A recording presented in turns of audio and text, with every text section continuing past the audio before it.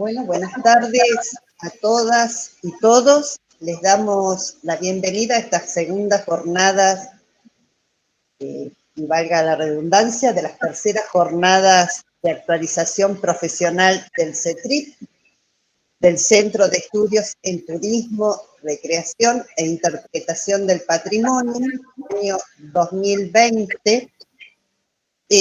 Hoy vamos a tener el placer de contar con la doctora Patricia Inés Laría de la Facultad de Turismo, de la Facultad de Economía, ya la estábamos robando a la Facultad de Turismo, quien nos va a estar hablando sobre crisis capitalista y destrucción del territorio.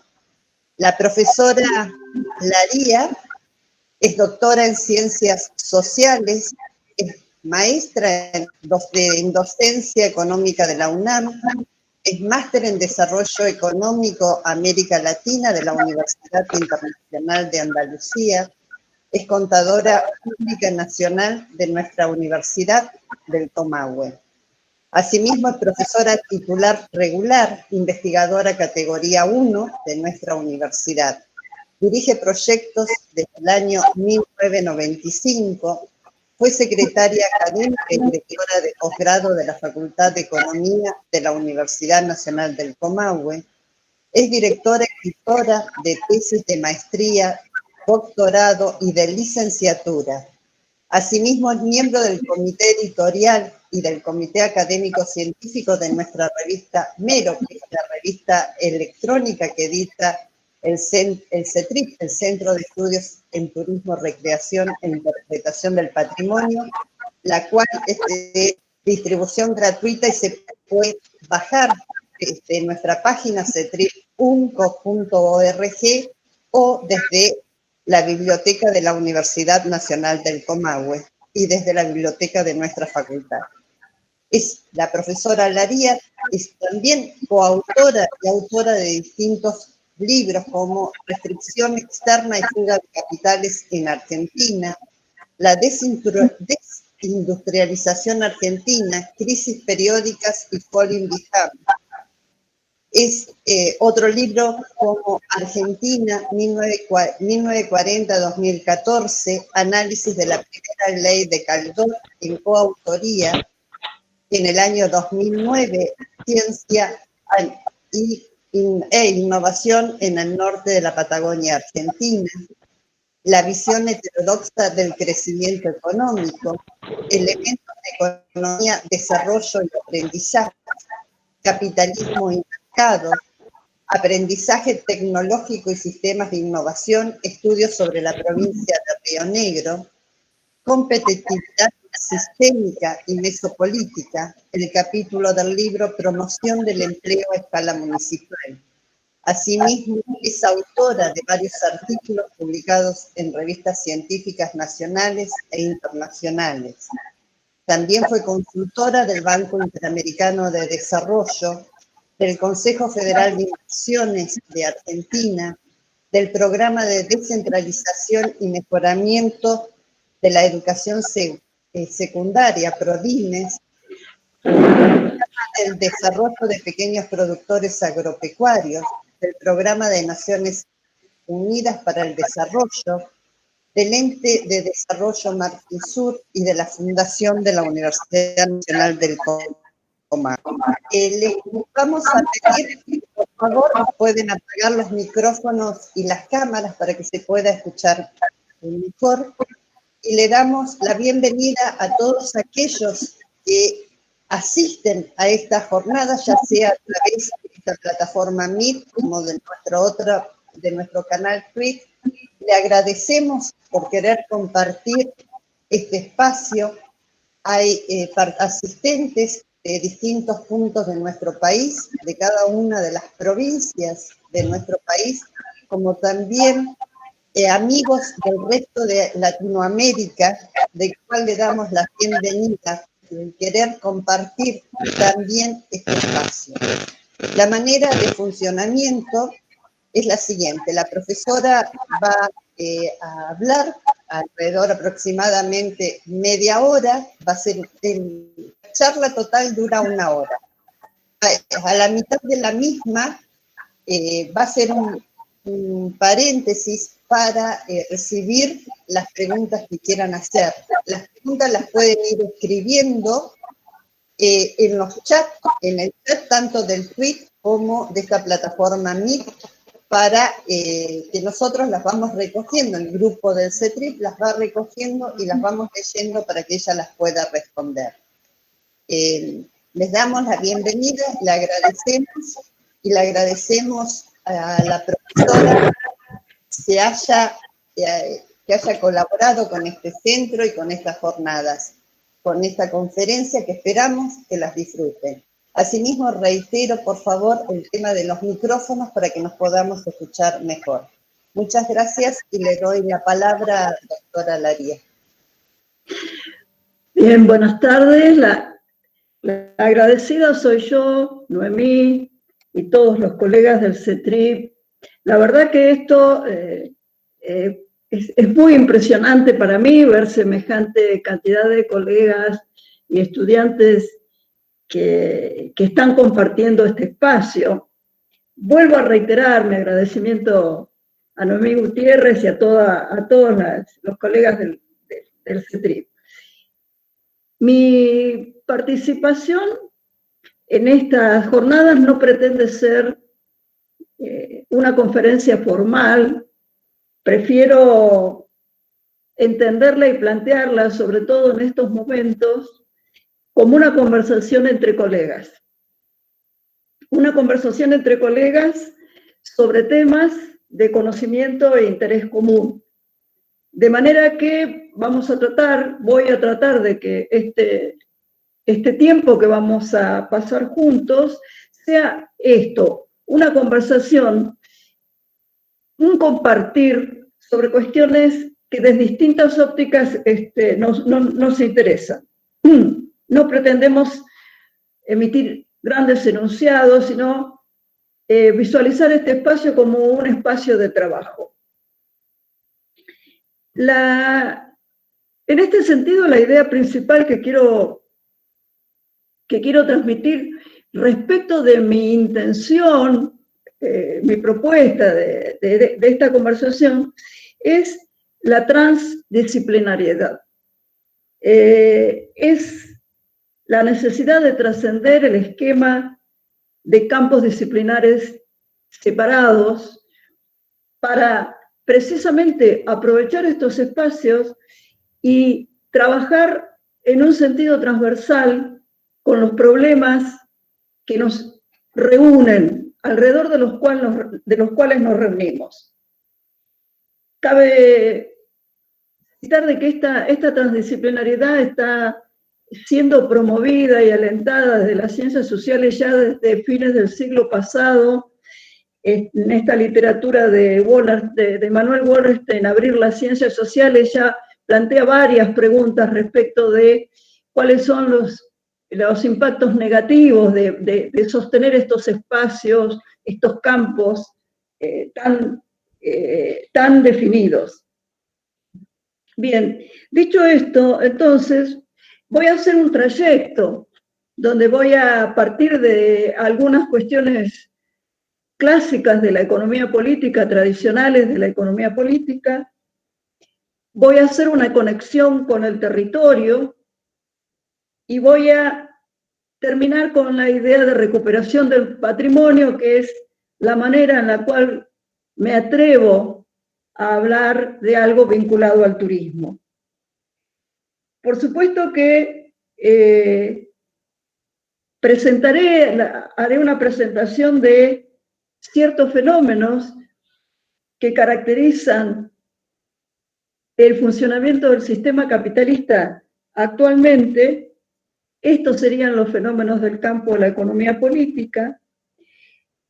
¿Cómo se interrelacionan claramente con las transformaciones estructurales en todos los territorios del planeta?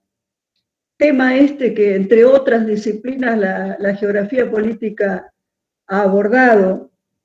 Y finalmente, pasar al turismo, que desde mi perspectiva solo va, desde mi desconocimiento, voy a plantear como una esperanza, un campo disciplinar que nos llena de esperanza en su abordaje referido o en su abordaje como recuperación del patrimonio. Obviamente esta última parte referida al turismo va a ser muy breve porque estoy compartiendo con personas aquí de muchísima experiencia, que saben mucho del tema territorio también, y de alguna manera me siento una intrusa, pero quiero precisamente hacer una vinculación. No creo decir nada novedoso, pero sí creo que tiene valor este intento de organizar ideas que en la medida que sigan estando dispersas, se debilitan. Por supuesto que haré todas las referencias que correspondan y pido disculpas por anticipado de aquellos trabajos que no conozco y quedo a disposición para los comentarios. Bien, inicialmente, entonces, desde el campo de la economía política, en sus diversas interpretaciones y múltiples líneas de pensamiento, el fenómeno principal, fundamental, que quiero que compartamos es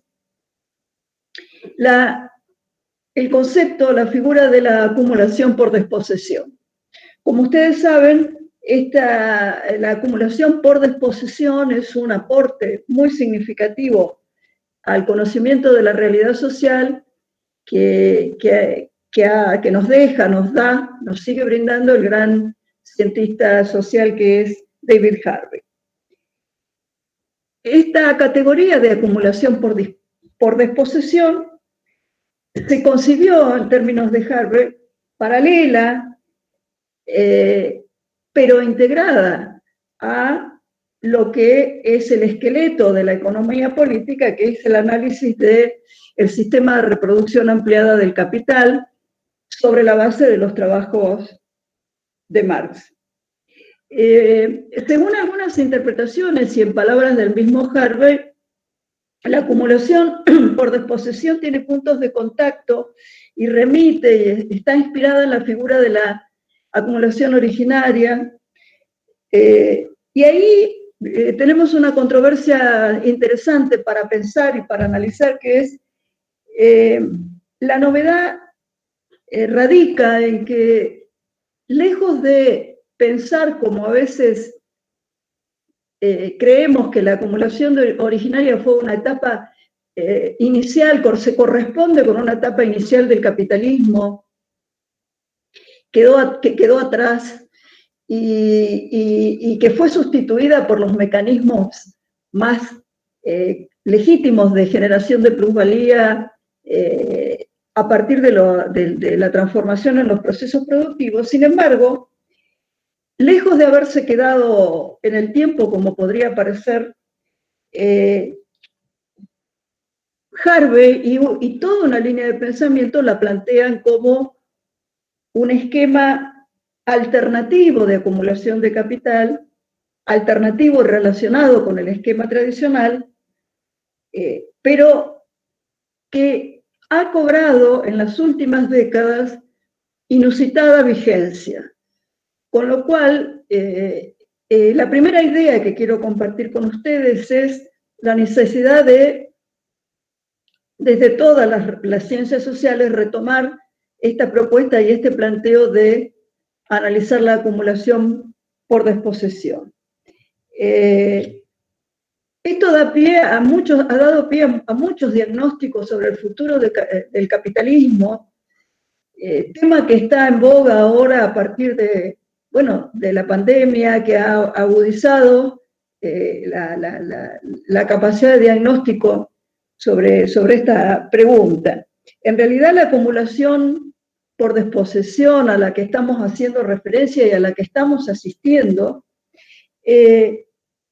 ha sido comparada por Harvey con lo que fue el cercado de las tierras comunales en los siglos XV y XVI. No obstante eso, la reedición actual de ese proceso de acumulación es a mucho mayor escala, a una escala gigantesca, digamos. Este esquema de acumulación por desposesión, si bien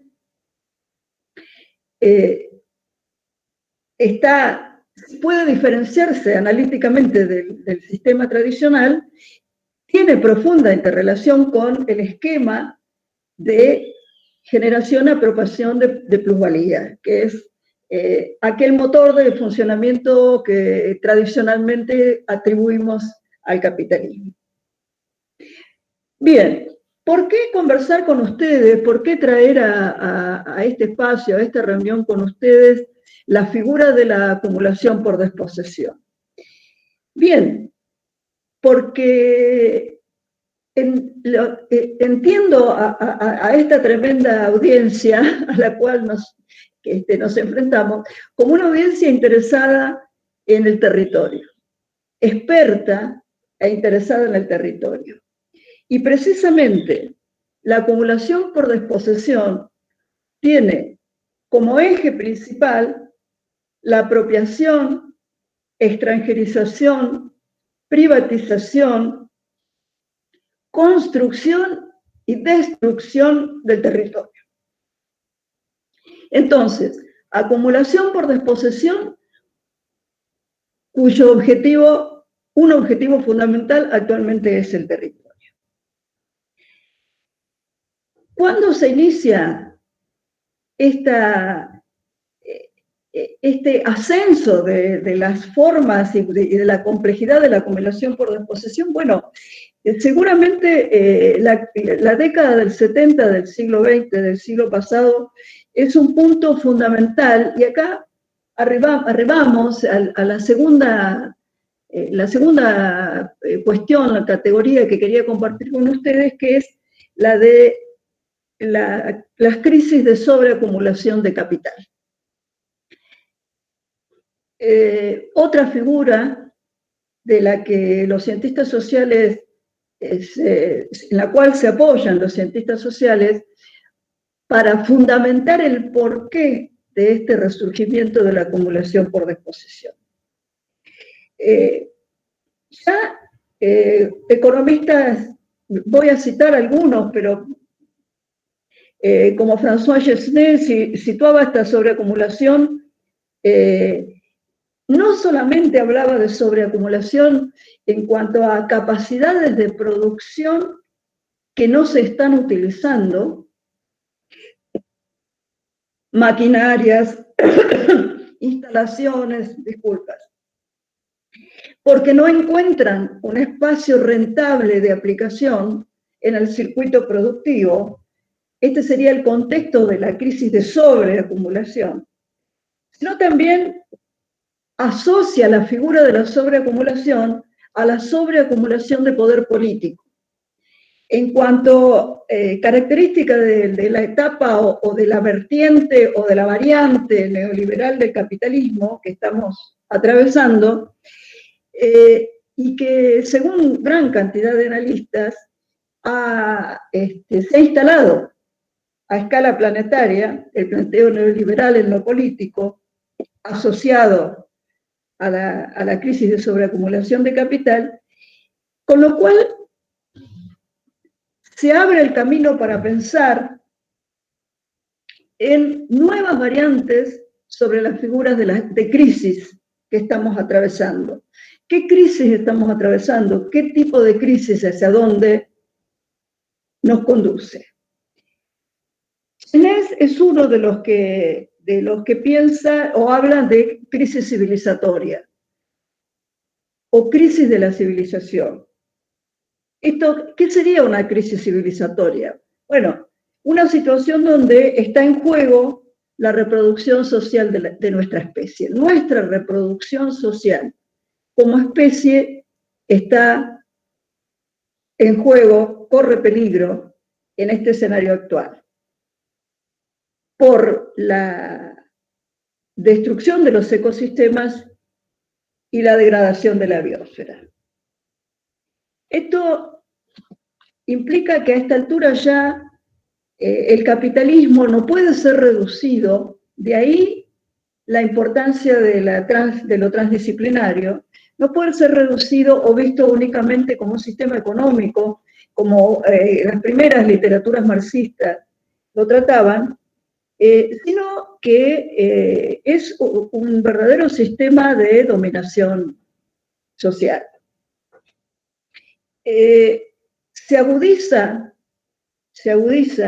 la contradicción entre lo que tradicionalmente fueron las crisis por desajustes entre la esfera de la producción o los momentos de la producción y el momento de la realización de las mercaderías, de las ventas, y la dificultad en términos de realización hace que el plusvalor se canalice básicamente hacia distintas alternativas de lo que podríamos definir como dinero. El capital se reorienta a la forma dinero. Obviamente en un sentido amplio, porque estamos incluyendo ahí todo lo que son activos financieros, bonos, acciones, títulos y todo el complejo de innovación de derivados y demás. Vale decir que cada vez queda más claro que la sociedad a escala planetaria no está no acumulado para producir, sino que la producción se ha transformado en un pretexto, por decirlo de alguna manera claramente, para la acumulación. Y en la medida que producir pierde vigencia frente a otras alternativas, son las alternativas más duras, como la acumulación por desposesión, las que se van imponiendo. Podríamos preguntarnos por qué la acumulación por desposesión. Bueno, podríamos hablar del cambio tecnológico, las revoluciones tecnológicas y toda la corriente de pensamiento de economía de la tecnología, Carlota Pérez, que partieron de Schumpeter, depositaron en su teoría de la ruptura de los paradigmas tecnológicos la posibilidad de que estos cambios de paradigmas permitieran la salida de las crisis de sobreacumulación. De manera que, apareciendo una ruptura, como por ejemplo los microchips, la microelectrónica, la biotecnología, las energías renovables, cabría esperar que la sobreacumulación se fuera reduciendo y el capital fuera reacomodándose en estos espacios. Sin embargo, hay muchas dudas respecto de si las revoluciones tecnológicas que estamos viviendo y que están vigentes y en marcha van a constituirse efectivamente, van a hacerse tan poderosas como para liderar una nueva onda expansiva del capitalismo. La acumulación de capital se ha derivado y tiene básicamente 4 formas en estas últimas décadas. Por un lado, todas las ganancias de la inversión extranjera directa, que durante el periodo de los gloriosos 30 años después de la guerra se acumularon, han sido repatriadas. Por otro lado, está la temática de la deuda externa de los países soberanos, que constituye un mecanismo de acumulación por desposesión clarísimo.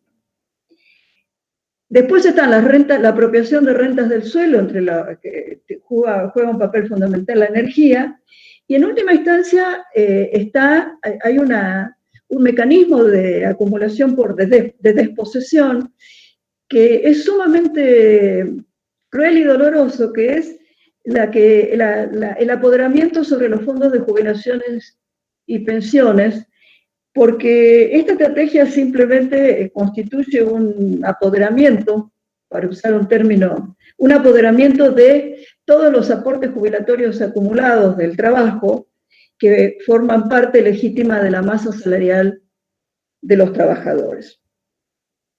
Bien, obviamente la financiarización del capitalismo, o financialización, como se dice en algunos textos, constituye una forma hegemónica actual de operación del sistema a escala planetaria. Y una de sus características significativas es que se mueve en el espacio de lo virtual, se mueve en la virtualidad, porque las actividades y las operaciones financieras están en el espacio virtual. De manera que esto hace mucho más oculto y mucho más oscuro la posibilidad de tomar contacto directo con ellas. Quiero ir cerrando esta primera parte, si a ustedes les parece, con 2 comentarios más, y después abrimos un pequeño espacio para comenzar. Quiero ir cerrando esto con volver a diferenciar la crisis de sobreacumulación que está atravesando el capitalismo a escala planetaria. Es estructural y lleva medio siglo.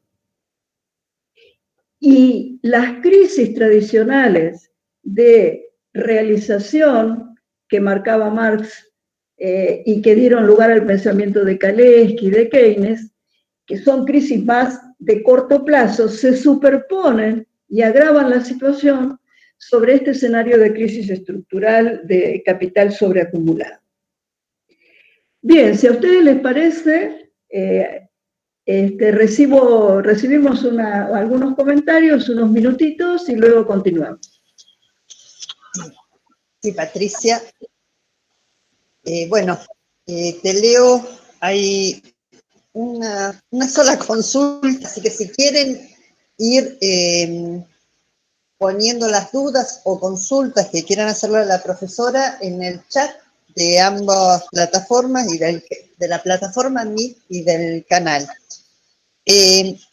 Nos pregunta Fernán, ¿cuándo es que se produce una sobreacumulación de desarrollo? Está bien, bien. Intento comprender hacia dónde va dirigida la pregunta. una de las características más, y ahora vamos a hablar también de esto, una de las características que asume en su forma esta crisis estructural y esta situación de sobreacumulación es la concentración de la riqueza a nivel planetario. Tanto es así que ya la discusión entre desarrollo y subdesarrollo ha quedado, no quiero decir que no tenga importancia, es clave, pero está de alguna manera cubierta o encubierta por esta apelación a la sensibilidad ante la extrema desigualdad a la que está arribando nuestra especie. Fíjense ustedes que no es casual que el Fondo Monetario Internacional, los organismos economistas que pertenecen a las corrientes más conservadoras, se obstinan ahora, han comenzado a hablar de alarmados por la desigualdad. Digamos, basta recorrer los informes de Oxfam, que es una ONG que trabaja con datos sobre la pobreza y podemos observar en qué situación estamos. De manera que obviamente sí, no sé si respondo a la inquietud, pero obviamente sí, la disparidad o la disparidad entre desarrollo y subdesarrollo se ha agudizado últimamente frente a esta realidad de la acumulación, de la sobreacumulación de capital. Sí, hay otra que pregunta Agustín García. Dice, ¿qué opinión le merece la apropiación por parte de terratenientes de territorios ancestrales en la Patagonia Argentina, concretamente del pueblo mapuche? Bueno, precisamente he tratado de buscar dos ejemplos de cómo se manifiesta esta acumulación por desposesión en la Argentina. Y casualmente tengo como ejemplo toda la problemática de apoderamiento territorial en la Patagonia, que lógicamente pone como primera víctima a las poblaciones, a nuestras poblaciones originarias. Así que, bueno, bienvenido, claramente sí, ese ejemplo, esa es la dirección de la charla, tratar de mostrar cómo esta figura de acumulación por desposesión se va metiendo en los intersticios de lo legal, por no, digamos, cuando no cae se mueve entre la legalidad y la ilegalidad, esto manifiesto, vamos a citar algunos ejemplos.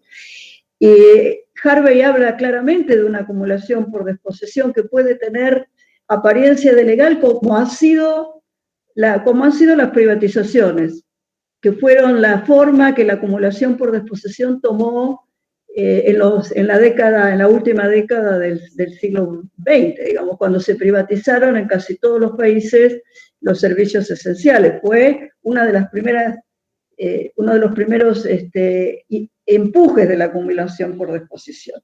Y ahora estamos más en la etapa que mencionaba el colega, en la etapa concreta de lo territorial. Así que lo que podemos anticipar es que estas disputas territoriales se van a ir agudizando y que los embates de extranjerización van a ser cada vez más fuertes. Dejo esto ahí, por supuesto coincido totalmente con el comentario y comentamos un poquito más al final algunos ejemplos de la provincia de Río Negro. Bien, si les parece, entonces seguimos otro poco. A ver, hay unas preguntitas más, relacionada a la pregunta anterior. ¿Cuál o cuáles herramientas cree usted que tienen los estados para enfrentar la extranjerización de las tierras por capital? Y hay otra más, después la leo, si respondes esa. Leemos la que sigue y y después pasamos a que continúes hablando. Pero, ¿querés responder esa? Te la vuelvo a leer. Relacionada a la pregunta anterior, ¿cuál o cuáles herramientas cree usted que tienen los estados para enfrentar la extranjerización de tierras por el gran capital? Bien, bueno, ahí la literatura es muy negativa. Y agradezco mucho el comentario porque debemos deconstruir de alguna manera esta imagen del Estado con la fuerza que el Estado tenía en las décadas del 50, 60 o incluso principios de los 70. Ya no estamos en el mismo estado y precisamente los diagnósticos que podemos ir leyendo, voy a adelantar uno porque quiero contestarle al colega. Hay un diagnóstico tremendo sobre la pesca marítima en la Argentina desde 1966 al 2018, que pone la pesca marítima como un ejemplo, uno de los ejemplos más importantes de acumulación por desposesión. Y cuando uno lee, va observando los convenios que sucesivamente se hacen con distintos países internacionales, con gobiernos, y la intervención del Estado, no puede menos que concluir que el Estado no solamente pareciera no tener fuerza, sino que precisamente el Estado es imprescindible para que se concrete la acumulación por desposesión. Así que debemos pensar en una transformación política que permita un fortalecimiento del Estado para poder empezar a enfrentar el fenómeno de la acumulación por desposesión. Porque hasta el momento el Estado no solamente ha perdido fuerza, sino que ha participado. Por supuesto que debemos decir que en nuestro país en algunos periodos ha sido más clara la participación del Estado apoyando la acumulación por desposesión. Quiero citar ahora todos los últimos movimientos para la recuperación del poder sobre la masa oceánica, la biomasa oceánica que forma parte de nuestro país, la ley que se aprobó el otro día, y creo que eso es esperanzador. De manera que esa sería la línea que debe seguir el Estado. Pero después, no nos olvidemos que hay un entretejido de municipios, direcciones de rentas provinciales, direcciones de rentas municipales, subsecretarías, un entramado del Estado que es fácilmente absorbido y llevado tras el objetivo de la privatización y de la desposesión. Bien. Y hay una última en esta parte y te dejamos que continúes. Dice, ¿qué esquema innovador o alternativo visualiza para Latinoamérica y particularmente para la Argentina? Bueno, humildemente desde mi perspectiva, si asumimos como real, si le damos peso a los diagnósticos que hablan de crisis, de crisis civilizatoria o de crisis epocal, como habla Arismendi, que lo tenía por acá para citar, la transformación implica una alteración, pareciera que va a implicar una alteración, va a requerir de una alteración en la concepción de lo político. Y precisamente la soberanía alimentaria en los territorios, el control de los recursos naturales por parte de la población. Y yo quiero citar, en este espacio donde hay mucha gente que hace turismo, quiero citar una estrategia que es fundamental, para mí muy importante, que es la delimitación de áreas protegidas o espacios geográficos protegidos. Son innovaciones a través de las cuales la actividad del Estado y la política deberán orientarse, por sobre la concepción original de la política como juego electoral o como disputa electoral. Porque precisamente la disputa electoral a veces tapa, oculta estos fenómenos que circulan más por el fondo, en expedientes que nadie conoce. Bien, espero haber respondido algo y continúo un poquito más y luego seguimos. Dejamos continuar con la charla y después hacemos la segunda rueda de preguntas. Gracias. Gracias a ustedes. Bueno, vamos a volver ahora en esta línea de acumulación por crisis de sobreacumulación, acumulación por desposesión. Quiero simplemente mencionar, traer a colación una controversia, un tema central controvertido dentro de la economía política, que es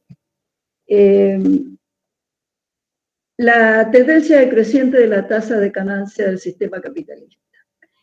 Como ustedes saben, durante décadas se ha discutido si, tanto en términos teóricos como empíricos, si este fenómeno de la tendencia decreciente de la tasa de ganancia efectivamente puede ser legitimado, puede ser reconocido.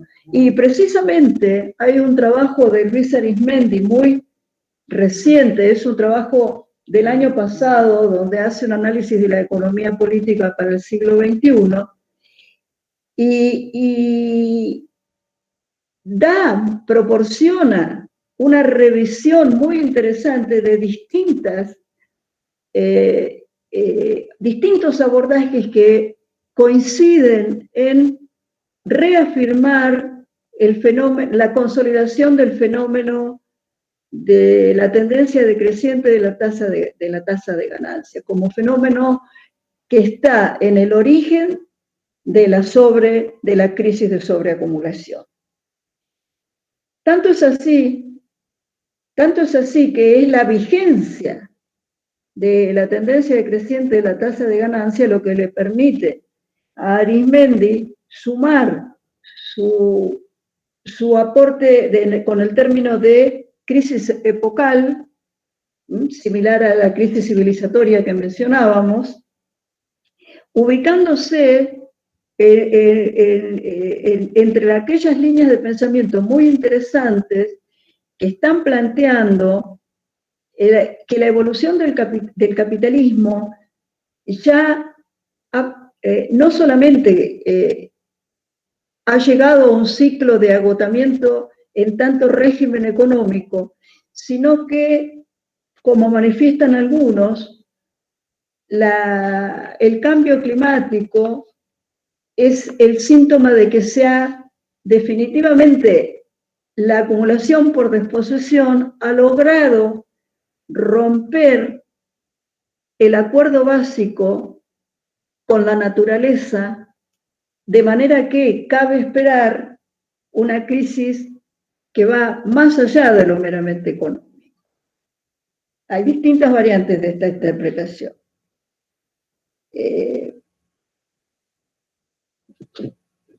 Es más, el redescubrimiento de la tendencia decreciente de la tasa de ganancias es una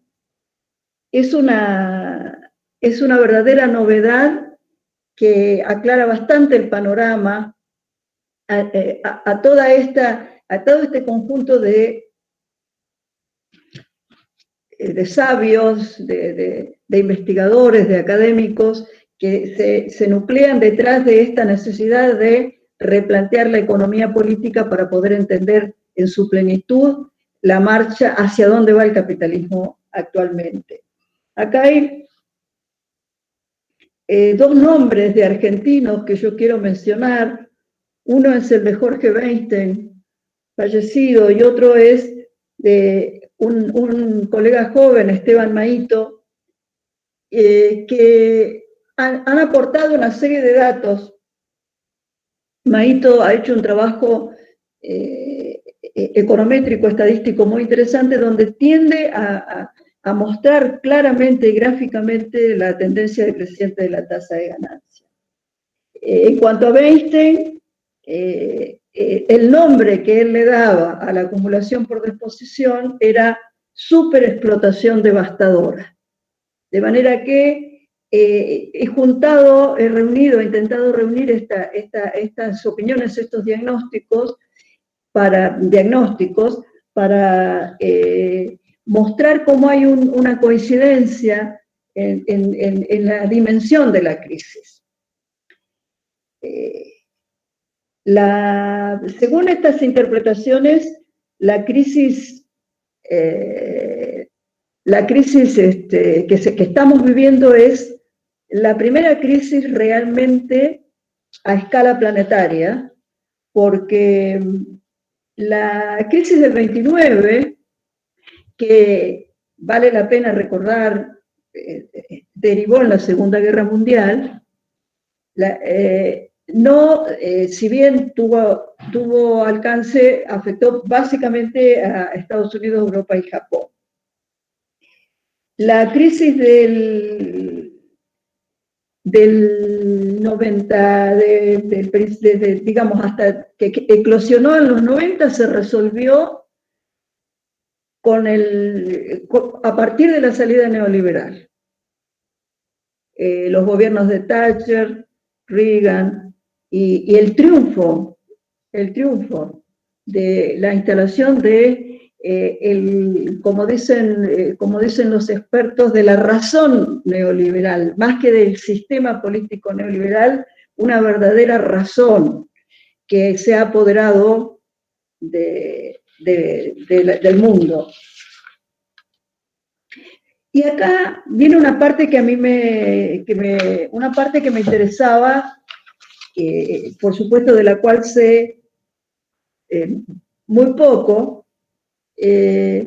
Antes de pasar a esto, quiero señalar que en el interesante debate que hace Arizmendi hace un análisis crítico de los trabajos de Thomas Piketty, y esto nos permite ver que incluso confirmar lo que decíamos antes, que incluso de economistas de una posición más mainstream, más no digo estrictamente neoclásica, pero sí más keynesiana, Paul Krugman, el premio Nobel también, están alertando están coincidiendo en este diagnóstico de la tendencia decreciente de la tasa de ganancia. Pero hay dos episodios en la historia en los cuales se puede observar cómo lo que preguntaban los colegas, ¿qué puede pasar? ¿Por qué la sobreacumulación, consecuencia de la tendencia decreciente de la tasa de ganancia, por qué nos coloca en esta situación de despojo, de desposesión? Bueno, fíjense ustedes que hay dos episodios, les decía, que seguramente conocen mucho mejor que yo, los que manejan el tema territorial.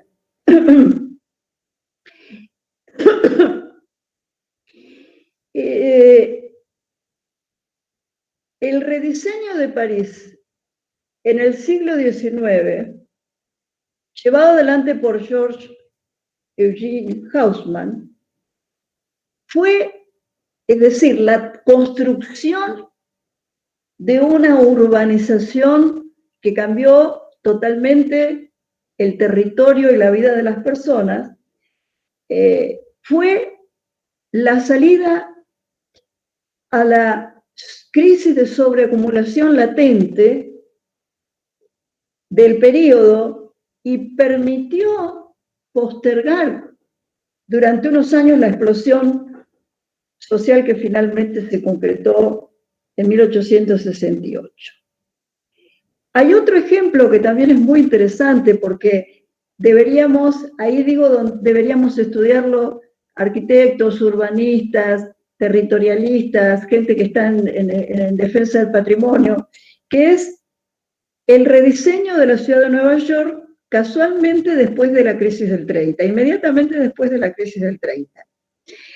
Robert Moses fue quien diseñó de nuevo la ciudad de Nueva York. Y yo recordaba esto porque ahora con la pandemia estuve mirando unas entrevistas donde las grandes empresas informáticas están operando sobre el gobernador de Nueva York para proponerle un rediseño total de la ciudad de Nueva York, en la cual obviamente se impondría la virtualidad, la vida virtual.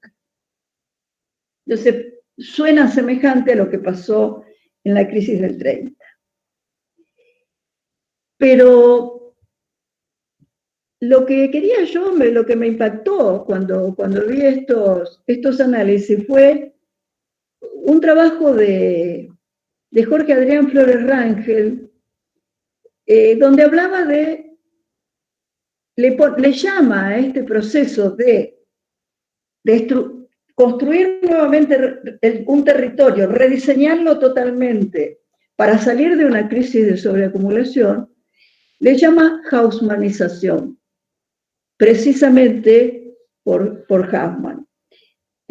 ¿Por qué? Porque lo que hace es incorporar definitivamente la perpetuación del problema y marcar claramente que el origen del problema, que es la sobreexplotación de capital, no se va a tocar, sino que lo que se va a hacer es darlo por sentado y trasladarlo a otros espacios del planeta. Bien, paso entonces ahora, si a ustedes les parece, estos últimos minutos para después, si quieren, conversamos otro ratito, paso a citar estos ejemplos. Fíjense ustedes que es en los espacios académicos donde estos trabajos pasan a transparentar, nos permiten conocer esta realidad tan dura. Por eso mi objetivo ante la invitación de Noé del CETRIP para conversar con ustedes fue precisamente tratar de provocar captar la atención sobre la dimensión de este fenómeno y el posible futuro de empresas que arremetan sobre nuestro territorio. Ya les comenté este trabajo sobre la pesca que se llama Pesca Marítima y Acumulación por Desposesión en Argentina, 1966-2018. El trabajo es de ahora. Su autor es el doctor en geografía Sebastián Gómez Lende, y realmente, transmite toda la teoría sobre acumulación, repasa toda la teoría de acumulación por desposesión, y pone el ejemplo de la pesca con muchísimo detalle. Hay una pregunta acá que él hace que me permito compartirla con ustedes porque creo que da una dimensión del problema, y es: ¿podrán privatizarse los océanos?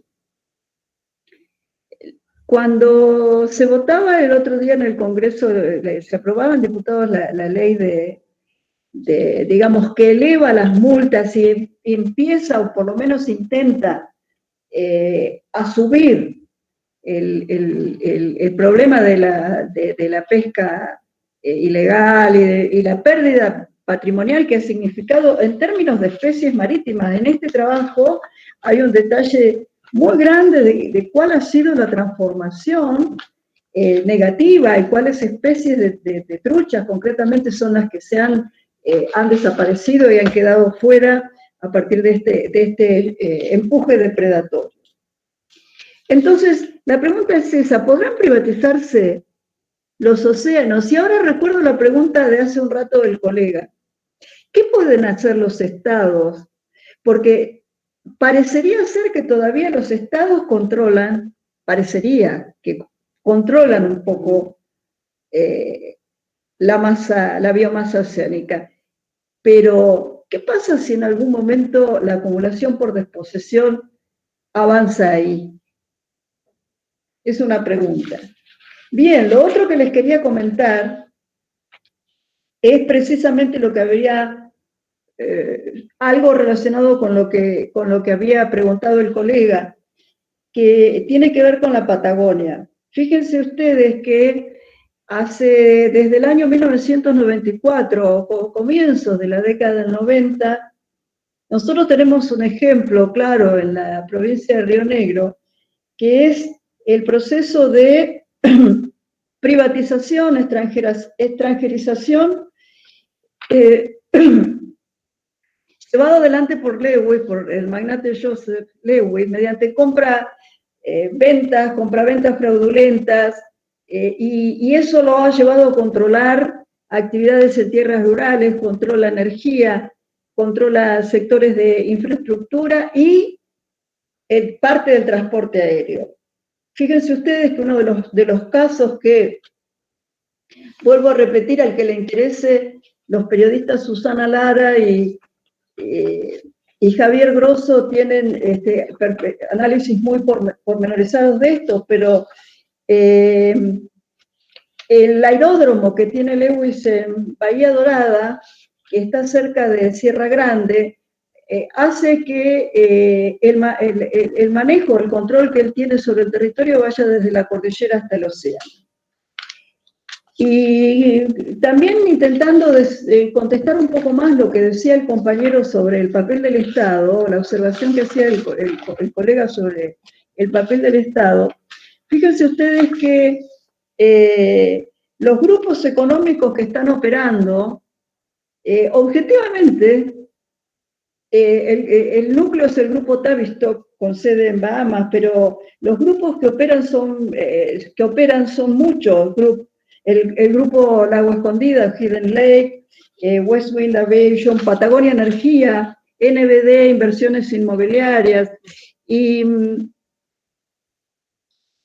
realmente tenemos casos que debemos rescatar de importantes denuncias de funcionarios nacionales, y si miramos la correlación de fuerzas, realmente el poder de estos grupos frente a los miembros de nuestra comunidad política, o nuestros representantes, y estamos en problemas. El fin de semana pasado se produjo un conflicto importante en Villa Mascardi, y esto está latente, de manera que tenemos ejemplos concretos bien cerca de este fenómeno de la acumulación por desposesión. En una versión más light, por el momento, la concesión hasta el año 56 del Cerro Catedral también fue combatida por el Estado. Los concejales de Bariloche enfrentaron la situación y, sin embargo, la batalla se perdió por una serie de alianzas políticas espurias, y ahora ya queda en el sistema judicial.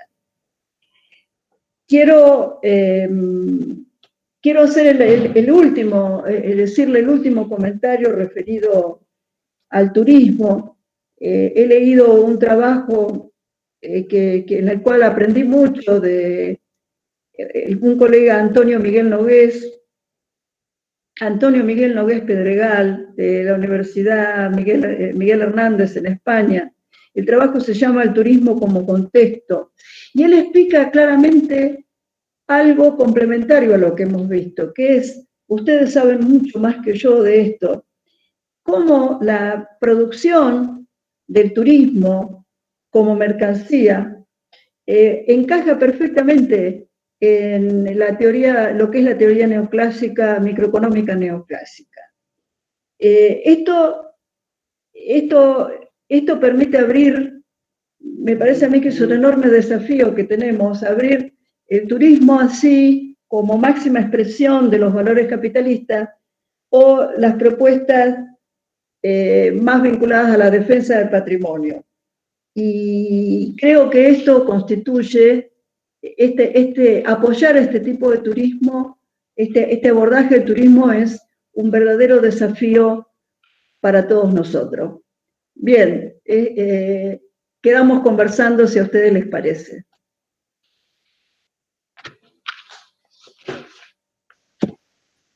Gracias, Patricia. Y ahora paso a leer las preguntas que han realizado y, bueno, y algunos comentarios. Nuevamente, Fernán pregunta, siguiendo a la ley de masa bioceánica sancionada en nuestro país, Argentina, ¿por qué al Estado no le importa la ley de humedales, de bosques nativos y parques marinos? Bueno, acá tenemos hay otros antecedentes que han escrito colegas economistas donde plantean que la sojización de Argentina también forma parte del proceso de acumulación por desposesión y que también implica destrucción del territorio. Yo no tengo respuesta, mi respuesta es valorizo mucho lo de la última ley de este gobierno, me parece que tiene un valor extraordinario. Veremos, seguramente son poderes políticos y me parece a mí que ahí entramos en un terreno donde la concepción, voy a usar una palabra fuerte, pero estamos entre colegas, tal vez la persistencia y la concepción de ciertos gobiernos provinciales feudales en algún sentido sea una traba para que el Estado pueda avanzar en la defensa del patrimonio. En general, los gobiernos provinciales son fácilmente, entre comillas, filtrables por estas grandes fuerzas transnacionales que avanzan sobre el territorio. Bien, leo otra. Yusara Mastrocola dice, gracias Patricia por rescatar el valor de las áreas naturales protegidas para conservar y proteger la biodiversidad. Y gracias Yusara por estar participando de estas charlas. Bueno, con Yusara tenemos y con Noemí tenemos un trabajo pendiente que también tiene que ver con esto, que es el capital paleontológico que tenemos en las dos provincias de Río Negro y de Neuquén. Y la puesta en valor a través de ese capital paleontológico, Yusara ha trabajado en eso, me parece que puede ser una estrategia muy buena para defender el territorio. Bien. Cristian Álvarez dice, fortalecer y acrecentar la creación de áreas protegidas es clave, no solo en el contexto del turismo, sino también desde la conservación y regeneración de los paisajes y sus ecosistemas. Por supuesto. Mi intención, al querer conversar con ustedes de este tema, es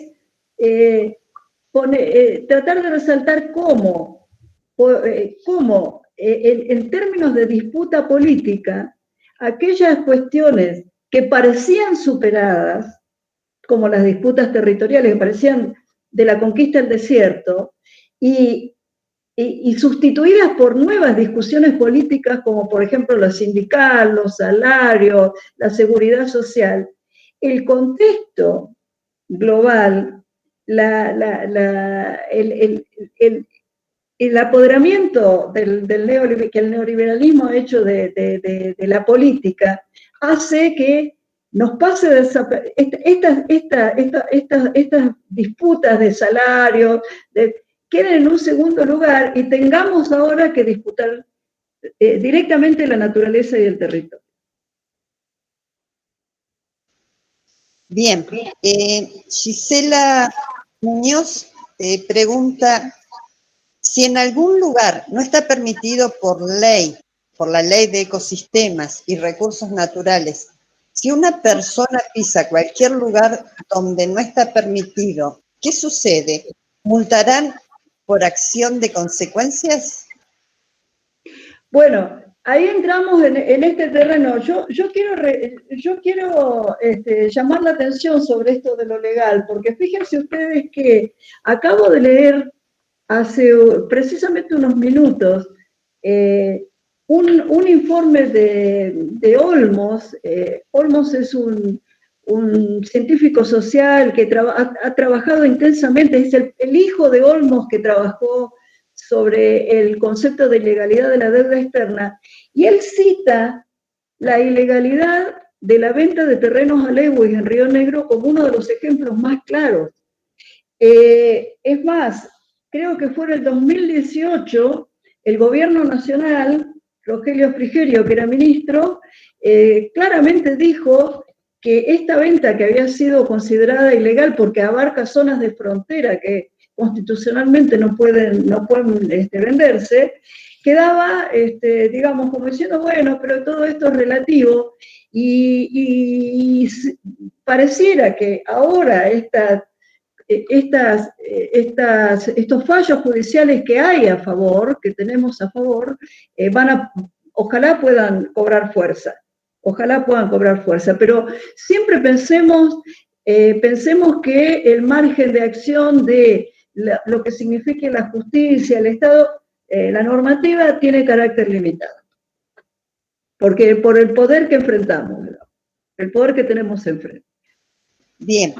Antonella Chamelli pregunta, ¿cree que la corrupción de los sucesivos gobiernos no permite aplicar leyes que protejan el territorio? ¿O cuál es el motivo por el que existe un vacío legal en el tema? Claro. Yo puedo desde mi perspectiva, intento mirarlo como un fenómeno sociopolítico. No puedo dejar pienso en analistas como Alexander Gudin, este ruso que es asesor de Putin, y él habla claramente del triunfo del esquema neoliberal consolidado en el mundo.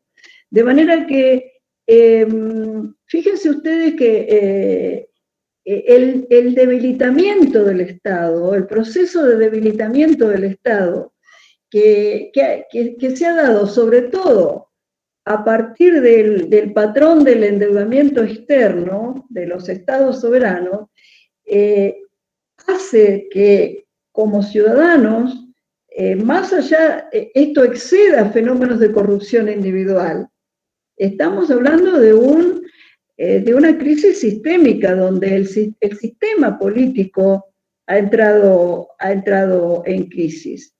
El sistema político ha entrado en crisis. Bien. Delfina González dice, la propuesta de desarrollo sostenible de la Organización Mundial del Turismo es clave para el desarrollo económico y social, además de la protección del medio ambiente, de las comunidades, desarrollo turístico sostenible. ¿Sí? Era un comentario que te hacían, disculpame. Perfecto, yo creo que eso es lo que yo quise conversar con ustedes. Mi intención fue pasar de la economía política al territorio, y del territorio a todas las actividades que desde un punto de vista transdisciplinario en la academia debemos paulatinamente asumir para tratar de iniciar una nueva dinámica de fortalecimiento y de protección de nuestro territorio. Fíjense ustedes que esporádicamente lo del lago escondido ha pasado, el verano pasado hubo un movimiento muy fuerte de ciudadanos que fueron a tratar de cruzar la parte que Lewis tiene digamos, la justicia ha habilitado, y sin embargo Lewis sigue teniendo controlado, y quiero decir que desde la academia tenemos la posibilidad de aportar algo muy significativo, que es el esclarecimiento de estas cuestiones y además desde un punto de vista científico y académico. Esa es una gran deuda que la academia tiene con la sociedad, salir de sus límites para poder plantear claramente. Por eso yo he citado estos trabajos que me parece que son muy valiosos y seguramente ustedes conocerán muchos más. Gabriela Dupé dice, sin dudas es así cuando uno cuida y conserva para disfrutar responsablemente, mediante el turismo y la recreación. Es una gran forma de territorializar, ¿sí? Y Agustín García dice, excelente presentación, es latente la apropiación y extranjerización de territorios y su contracara la criminalización del pueblo mapuche. Sí, fíjense ustedes que yo por eso recomiendo a los que son argentinos, recomiendo el seguimiento que hace Susana Lara y Javier Grosso sobre estas cuestiones. Es muy importante. Y fíjense cómo la tecnología, a través de la tecnología satelital, ellos van ubicando, van detectando compras, porque tampoco, fíjense ustedes, la semana pasada hicimos un intento junto con ellos de identificar el valor fiscal de una cantidad de miles de hectáreas que el grupo Bulgeroni ha comprado en la costa del Río Negro, y ahí vimos claramente cómo rentas y el registro de la propiedad inmueble quedan están totalmente débiles como para permitir algún tipo de control, como para controlar cualquiera de estas cosas, incluso el tema de los valores fiscales, que es otra forma en la que se expresa la acumulación por desposesión. Debilitar al Estado dejando de pagar impuestos. Digamos, si uno mira las cifras de impuesto inmobiliario que cobra, que pagan estos magnates por estos territorios, cuando no tienen exenciones, ¿no? Alejandra Velasco dice, me parece valioso el trabajar en una transformación política que permita un Estado fuerte, ya que hoy en día el poder está en manos de las corporaciones por ese Estado débil. Desde el turismo se aporta a que se tome la actividad como política de Estado, pero el turismo como herramienta de transformación social y como modo de preservar el patrimonio. Excelente, sí, sí. Bueno, yo me alegro muchísimo porque me atreví a hablar de turismo precisamente, porque me pareció que era lo que es lo que se puede poner como estrategia frente a este proceso tan intenso, ¿no? Tan crudo que estamos viviendo. Bueno, Patricia, te agradecemos esta charla, esta conferencia, el compartir parte de tu sapienza, parte de tu trabajo y de tu larga trayectoria en nuestra región y en la universidad. Y a quienes nos han acompañado, también les recordamos que mañana a las 19 horas vamos a trabajar el tema territorio y geopolítica, aportes desde la filosofía de la liberación al campo del turismo. Estará a cargo de la especialista Nadia Heredia, de la Facultad de Ciencias de Educación de la Universidad Nacional del Comahue, y también es integrante de nuestro centro de estudios. Les agradecemos el ser parte de esta propuesta, que son las jornadas de actualización profesional del CETRIP. También los invitamos a visitar nuestra página y poder leer nuestras revistas y los trabajos, y los invitamos también a compartir vuestros trabajos a partir de artículos que los pueden enviar a nuestra revista. Desde ya, muchas gracias y seguimos en contacto y los esperamos a todos y todas mañana a partir de las 19 horas. Recuerden que la plataforma está abierta a partir de las 18:30 para compartir con Nadia Heredia territorios y geopolíticas, aporte desde la filosofía de la liberación al campo del turismo. Y bueno, muchas gracias a todos. Quiero agradecerte de nuevo, Noé, te agradezco de nuevo, le agradezco a todos y saludar especialmente a muchos queridos colegas, Norma Noya, Néstor Fernández y a todos los que estoy viendo que me escucharon, son queridísimos colegas con los que hemos compartido toda una vida. Así que muchísimas gracias, la agradecida soy yo. Bueno, y los esperamos mañana. Y bueno, y también muchas gracias a la secretaria de Investigación, la secretaria de Extensión de nuestra Facultad de Turismo, y bueno, y a quien nombrara a Patricia, Néstor Fernández, el secretario de Hacienda de nuestra universidad, por habernos acompañado y compartir estos tiempos de pandemia que nos permiten, a pesar de la lejanía, estar muchos más cerca, sacar lo positivo que nos trae este aislamiento y este COVID. Muchas gracias y nos vemos mañana a partir de las 19 horas. Yo no sé, veo algunas cámaras, Mónica, muchas gracias nuevamente, que es la secretaria de Investigación de nuestra facultad. Y veo a Cristian Álvarez, no sé si querés aportar algo, al igual que Alejandra Belén Velasco, por ahí quieren decirle algo a la profesora Laría. No, porque les vi prender la cámara y pensé que querían hacerle alguna consulta o algún tipo de diálogo con la profesora, no hay ningún problema. Ojalá sigamos conectados todos, eso es lo que me encantaría a mí. Somos muchos, pero ojalá sigamos conectados. En nuestra página, que es cetripunco.org, voy a escribir.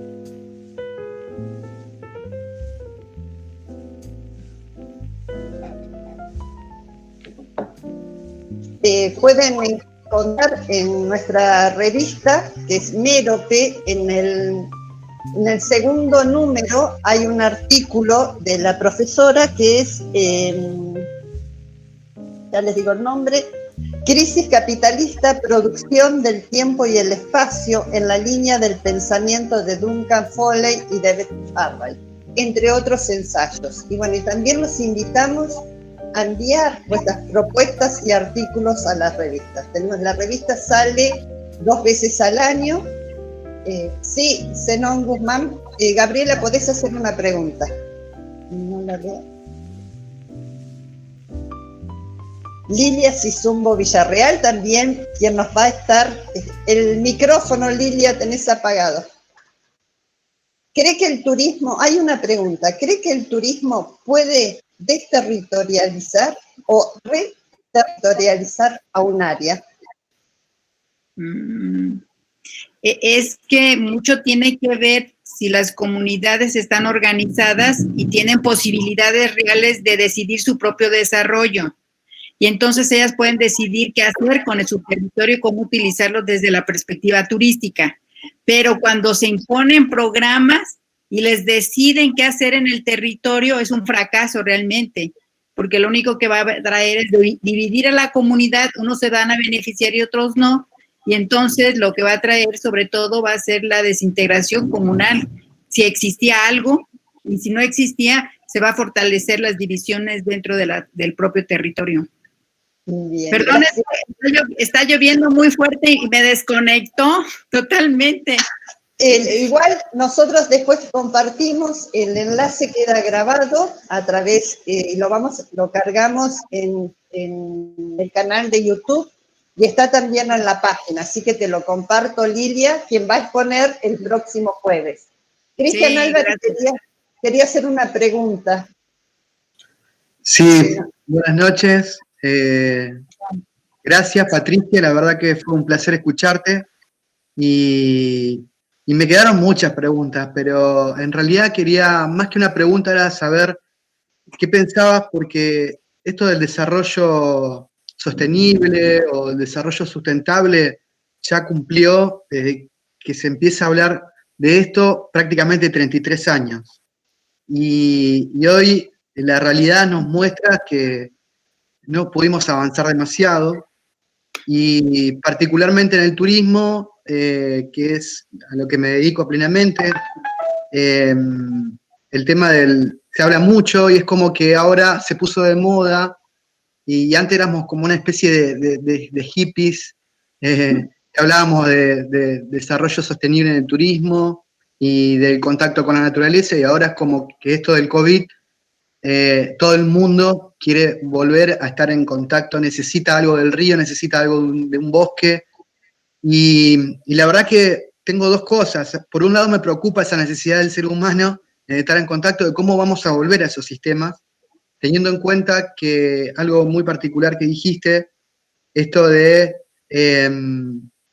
las áreas naturales protegidas, ¿no? Qué importante es, y cuán tan importante el Estado debe incentivar a la creación de las áreas protegidas, no solamente del turismo, porque, a ver, básicamente a todos nos atrae en el turismo, particularmente algo de la naturaleza. Si no es el mar, son las montañas; si no es una selva, es un bosque, una llanura, un desierto. Y la verdad que hay como nuevo paradigma, ¿no? Ahora el turismo regenerativo, como una cuestión ética sobre el valor del desarrollo sostenible en el turismo. Creo que son temas muy interesantes, me encantó escucharte, y bueno, creo que da para más charlas, ¿no? Pero bueno, quería un poco agregar eso, y qué pensabas en general sobre esto, ¿no? Del desarrollo sostenible, de cómo estamos, por mucho lo has dicho vos, claramente, ¿no?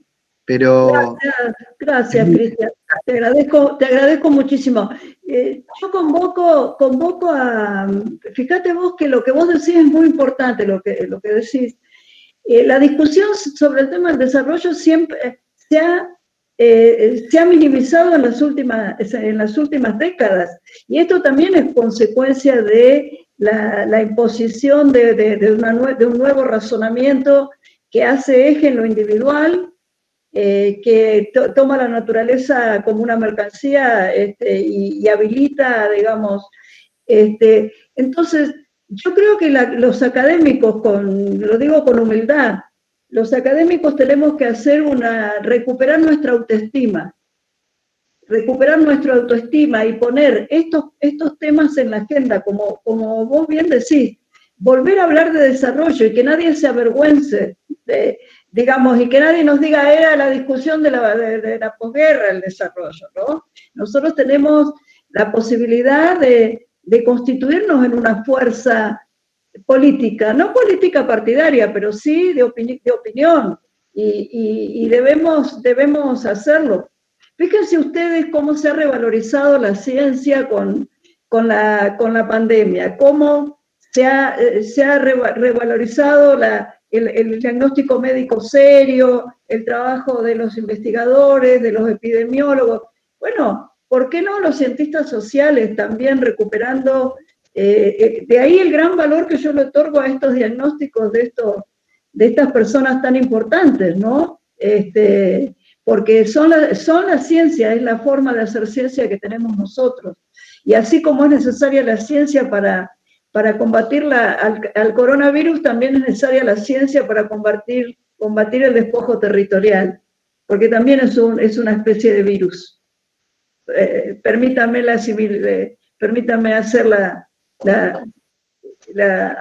asimilar ambos fenómenos. Muchas gracias, Patricia, y creo que una cuestión también muy vinculada al académico, y que por ahí, bueno, como vos decís, el ámbito científico es como que se ha abierto también, y no ahora con el tema de la pandemia, sino que hace algunos años, la interdisciplina, ¿no? Porque uno dice, pasa en lo particular, ¿no? De pertenecer a distintos grupos de trabajos, y son interdisciplinarios. O sea, yo no puedo hablar de un área protegida si no entiendo de biología, si no entiendo de fauna, de flora, y que después, a partir de tener un montón de conocimiento, yo me hago la pregunta si realmente puedo desarrollar un proyecto turístico, porque no sea cosa que mi proyecto o el proyecto del Estado no termine siendo un problema después, como ha pasado con muchos parques nacionales, ¿no? Lo que ha pasado con Iguazú, una campaña increíble de la maravilla del mundo y demás, y bueno, se vio totalmente superada la capacidad de carga y pierde lo que realmente es Iguazú, ¿no? Esa esencia, ¿no? De tener un patrimonio tan importante natural, sujeto a que miles y miles de personas ya no se pueden ni caminar por estas cuestiones, ¿no? De no entender por ahí demasiado los conceptos y valoro muchísimo esto de la interdisciplina y sobre todo la educación, ¿no? Es fundamental. Así que, bueno, no digo más nada, me encantó escucharte. Gracias a mí también por tu espacio, moderadora, y bueno, estar a cargo, ¿no? Gracias. Gracias por participar. Nosotros, la idea de estas jornadas es empezar a plantear temas que nos lleven a la discusión y pensar el turismo desde diferentes perspectivas, pero en una que lleve a otro tipo de construcción y no el que se ha dado hasta hoy, que no ha dejado muchas cosas en las comunidades, más de una vez ha sido el saqueo de las comunidades. Y eso. Así que muchas gracias por sumarse a la propuesta. Y Lilia, siempre es un placer encontrarte y verte. Hoy tengo la directora y la codirectora de Lilia, yo te conozco a través de Noemí, y todo el respeto que Noemí te tiene, por supuesto, me sumo. Pues igual, Pati. Ya habrá oportunidad de que nos podamos ver y que podamos platicar, y sobre todo estamos en la misma línea en relación a la defensa de nuestros territorios y la defensa de que el turismo realmente venga y apoye a nuestras comunidades y no al revés, que sean nada más parte mercantil para que el turismo se beneficie y no nos deje nada, ¿no? A nuestros países. Entonces, pues me da mucho gusto conocerte, aunque sea por este medio. Y ojalá podamos tomar un tequila alguna vez. Ah, claro que lo voy a ayudar. Me voy a programar, nomás que termine la pandemia, voy a programar un viaje, aunque está muy lejos, pues a ver si llegamos hasta allá, y si no, a ver si nos vemos en Buenos Aires. ¿Cómo no? Ahí estaremos. Un gusto, Lilia, realmente es un gusto para mí. Sí. Gracias. Gracias, Lilia. Y bueno, la semana que viene te contamos a ti. Sí. A ver, Belén, pueden prender la cámara, Pablo, Facundo, Susana, que son quienes... Belén, si no ¿te recuerdas quién te guió cuando viniste aquí a Roca? Ajá, que anduvimos paseando. Ahí la tienes, la pues guía de Les. ¿Qué tal, Belén? Te va a probar los vinitos. Sí, muy rico, ¿no?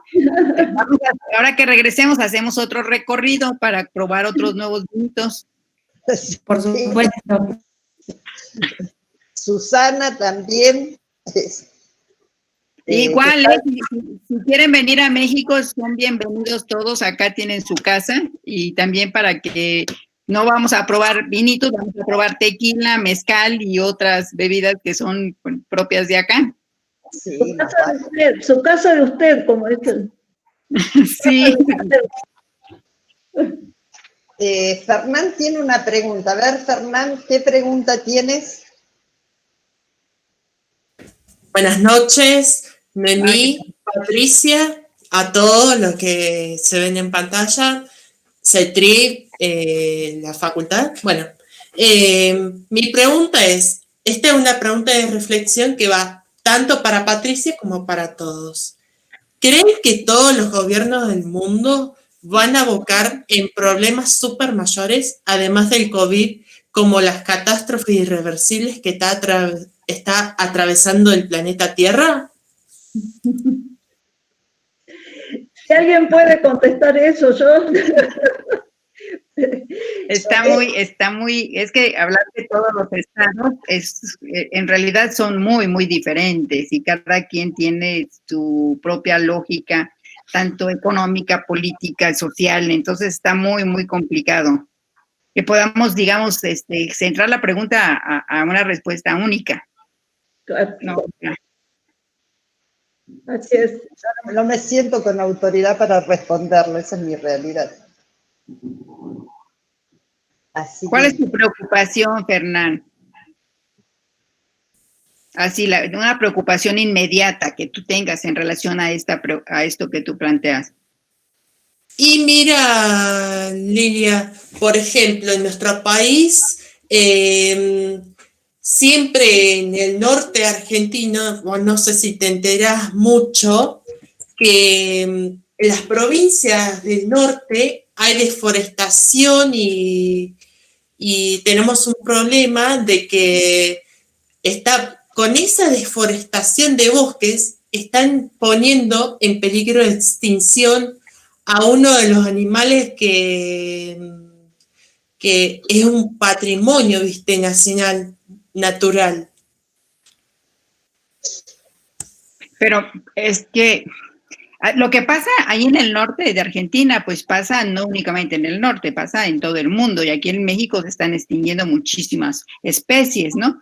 Y casi nos vamos a extinguir también los seres humanos si seguimos con con el nivel de contaminación que tenemos y sobre todo, no sé si ustedes saben, pero uno de los grandes problemas que tenemos nosotros es la alimentación chatarra, que estamos en el primer lugar de diabetes, hipertensión y sobrepeso, ¿no? Y eso es porque todos, durante más de 30 años, se dio mucha posibilidad a la industria alimenticia, pero más bien de la industria de los alimentos chatarras, de que proliferaran y que tenemos ese problema grave en nuestro país. Y entonces lo que resulta es que mientras al sistema capitalista le importe más la acumulación, no le importan las especies, ni le importa el hombre. Entonces tenemos que luchar para imponernos y por eso saber elegir a nuestros políticos, a los que van a tomar las decisiones, porque somos muy apáticos por la participación. Y entonces ante la apatía y la indiferencia, pues tenemos este tipo de situaciones que son muy difíciles de controlar. Entonces, pues yo creo que mientras tengamos esta situación de apatía, entonces lo que tenemos que hacer es fomentar más la participación ciudadana en la toma de decisiones y en las situaciones que está pasando. bueno, vamos terminando el encuentro. Les agradecemos el haberse sumado a la propuesta y seguimos mañana con Nadia y el próximo jueves con Lilia Sizumbo Villarreal. Así vamos terminando las jornadas. Pero bueno, cualquier cosa reitero, a ver qué falta, hay una pregunta más, dice, ¿será que lo que falta justamente es fomentar la participación ciudadana, como bien dice Lilia? Sí, yo creo que el papel de las universidades y de los académicos es muy importante, ¿no? Porque en realidad siento, y no sé qué pasa en Argentina, pero cada vez se ha ido devaluando mucho la educación. Entonces la gente, sobre todo nuestros estudiantes, no leen el periódico, no se informan, no quieren leer cosas teóricas, saber defender las ideas. Entonces, mientras estemos en esa situación, al capital, muy a gusto, porque mientras la gente no esté informada y no reclame, pues van a seguir haciendo de las suyas. Sí. Entonces, yo creo que el papel de los académicos, pues es muy importante en la formación profesional, académica de nuestros estudiantes. Entonces, aunque no les guste leer, los tenemos que poner a leer y a que reflexionen y comprendan en qué mundo vivimos para podernos defender de estas situaciones que nos aquejan. Sí. Sí, hay. Es todo un tema, el tema de la participación, y cuando se organiza, y quizás dijera Florencia, que no la veo, debe estar en el canal de Twitch. Como dice siempre Florencia, que retoma a Marisa Montero, el ciudadano tiene que comprender que tiene voz, voto y veto. Y a partir de ahí, ¿cómo puede empezar a hacer la participación en la construcción? Asumir el rol que como ciudadano le compete. Yo siempre le robo esas frases a Florencia, porque asumir que tenemos eso, voz, voto y veto, pero también el tenerlo nos hace un compromiso, poder, tener que leer, informarnos y poder hacer una construcción, y no la opinión, por lo que escuché, por lo que se dijo, sino a partir de un análisis, de una lectura más profunda, y que está en muchos lugares faltando ese análisis y esa construcción crítica y analítica que deberían tener los estudiantes universitarios. ¿Sí? Y a ver, hay esto se transformó en una discusión. No, y además yo quiero argumentar que la participación, que no se entienda que la participación es irnos a las calles y salir con armas y salir, ¿no? Podemos participar en nuestros espacios, o sea, empezar a transformar a nuestra sociedad en lo que nosotros podamos hacer, ¿no? Entonces yo creo que, pero tener conciencia y decir, bueno, firmo un documento, hay muchas formas que ahora se está participando y se está haciendo presión para que las cosas cambien, ¿no? Sí, sí, en eso partimos plenamente. Sí. Y después dice Andrea, dice, creo, como en todos los países existen problemas de deforestación, la solución está en nosotros, en ser conscientes de los daños que como personas dedicadas al turismo debemos enseñar y preservar nuestros ecosistemas. Nosotros diríamos también cómo a través de la interpretación del patrimonio podemos, en las prácticas del turismo, podemos generar cambios de actitud de los ciudadanos con su territorio, ¿sí? Que no es nada más que el mero hecho de la visita, del conocer por el conocer, sino cómo se van recuperando los significados de esos lugares, ¿sí? Así que bueno, les damos las muchas gracias y los esperamos mañana y la semana que viene. Bueno, y ya iremos construyendo nuestras propuestas. Y gracias a ustedes. Y nuevamente. Clara, nos vemos mañana. Nos vemos mañana. Gracias, Nos vemos mañana. Gracias, Gracias, Cristian. Nos vemos. Dale. Dale. Un día muy especial te tocó a vos, Lilia. Sí. No, y además aquí se me fue la luz, se me fue el internet y luego pero bueno, estuvo padre. Sí, y a nosotros mucho viento. Pero el día de tu charla,